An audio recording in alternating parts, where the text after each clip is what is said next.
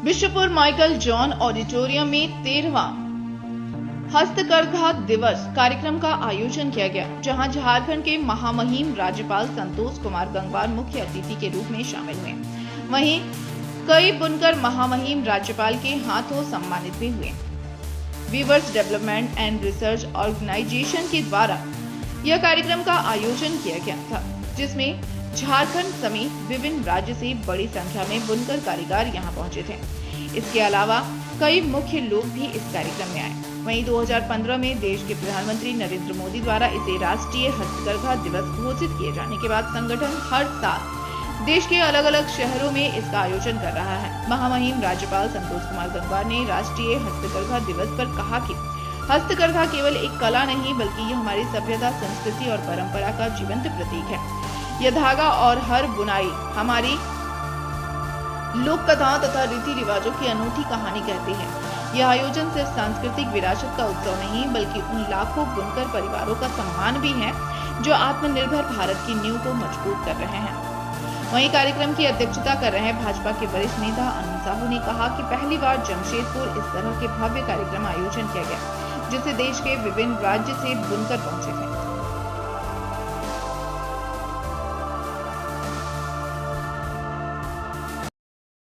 क्या कार्यक्रम आयोजन किया गया था? आज राष्ट्रीय हस्तकरघा दिवस के शुभ अवसर पर भारत के एक ऐतिहासिक जो संकल्प है, हैंडलूम वर्कर्स जो बुनकर समाज है, उन लोगों को कैसे आगे बढ़ाया जाए, इस पर टाटा स्टील सिटी जमशेदपुर में पहली बार एक भव्य कार्यक्रम का आयोजन किया गया।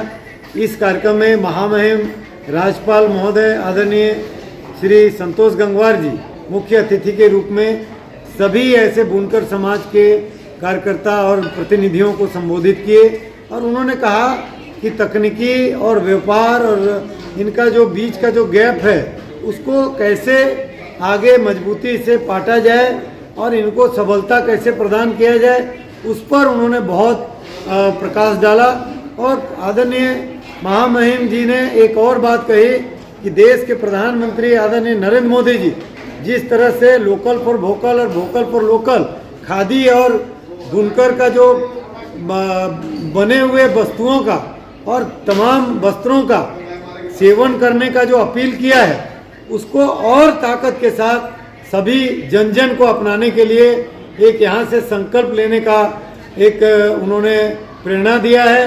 और मुझे लगता है कि यहाँ से जो बुनकर समाज सबल होगा तो रोजगार भी बनेगा और भारत का जो आर्थिक मजबूती के साथ जो सांस्कृतिक विरासत है, वो कला है, संस्कृति है, वो भी हमारा संरक्षित होगा। इस प्रकार का एक बड़ा जो है संदेश आज जमशेदपुर टाटा स्टील सिटी से यहाँ पर देशवासियों को देने का कार्य महामहिम राज्यपाल जी ने किया। डेवलपमेंट रिसर्च ऑर्गेनाइजेशन द्वारा आयोजित राष्ट्रीय हस्तकरघा दिवस के इस कार्यक्रम में आप सभी के बीच उपस्थित होकर मुझको प्रसन्नता का अनुभव हो रहा है। इस संस्था के संस्थापक सह अध्यक्ष श्री विजय भारती जी का इस आयोजन से जुड़े सभी कार्यकर्ताओं को मेरी हार्दिक बधाई और शुभकामनाएं। साथ ही देश और समाज की समृद्ध सांस्कृतिक विरासत को जीवंत बनाए रखने वाले सभी बुनकर भाई बहनों का हृदय से अभिनंदन करता हूँ। राष्ट्रीय हस्तकरघा दिवस केवल एक उत्सव नहीं है, बल्कि उन लाखों बुनकरों के श्रम, कौशल, सृजनशीलता और आत्मसम्मान को नमन करने का अवसर है, जिन्होंने सदियों से भारत की सांस्कृतिक पहचान को अपने हाथों से बुना है। हमारे देश का हस्तकरघा केवल वस्त्र निर्माण का माध्यम नहीं है, बल्कि ये हमारी सभ्यता, संस्कृति, परंपरा और आत्मनिर्भरता का प्रतीक है। मित्रों, राष्ट्रीय हस्तकरघा दिवस के इस अवसर पर स्मरण करना भी प्रासंगिक कि 2 दिन बाद ही अगस्त क्रांति का दिवस हम लोग मनाएंगे।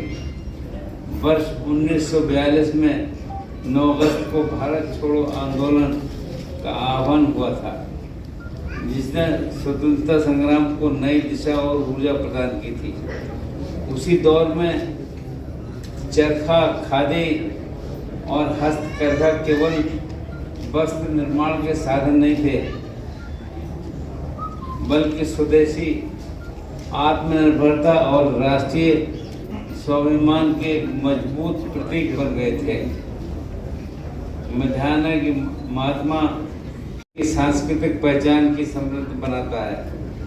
आवश्यकता इस बात की है कि आधुनिक तकनीक, डिजाइन, विपणन और डिजिटल माध्यमों से जोड़कर उनके उत्पादों को राष्ट्रीय एवं अंतर्राष्ट्रीय बाजार उपलब्ध कराई जाए।